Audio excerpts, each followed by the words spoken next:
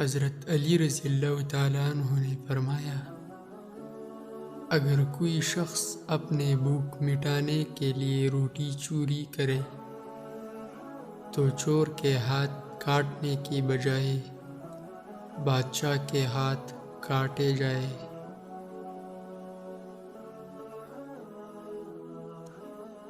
دوستی کرنا اتنا آسان ہے جیسے مٹی سے مٹی لکھنا، اور دوستی نبھانا اتنا مشکل ہے جیسے پانی سے پانی لکھنا۔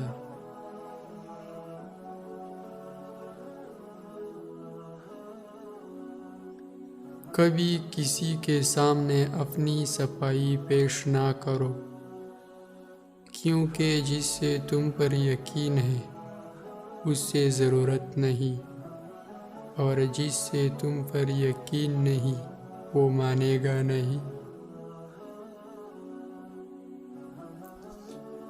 حضرت علی رضی اللہ تعالی عنہ نے فرمایا، صرف دو لوگ مقدر والے ہوتے ہیں، ایک وہ جنہیں وفادار دوست ملتا ہے، اور دوسرا وہ جن کے ساتھ ماں کی دعائیں ہوتی ہے۔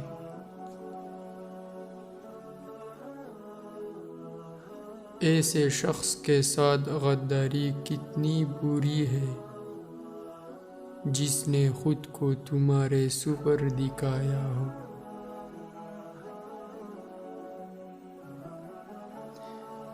حضرت علی رضی اللہ تعالی عنہ نے فرمایا، انسان کو اچھی سوچ پہ وہ انعام ملتا ہے جو اسے اچھے اعمال پہ بھی نہیں ملتا، کیونکہ سوچ میں دکھاوا نہیں ہوتا۔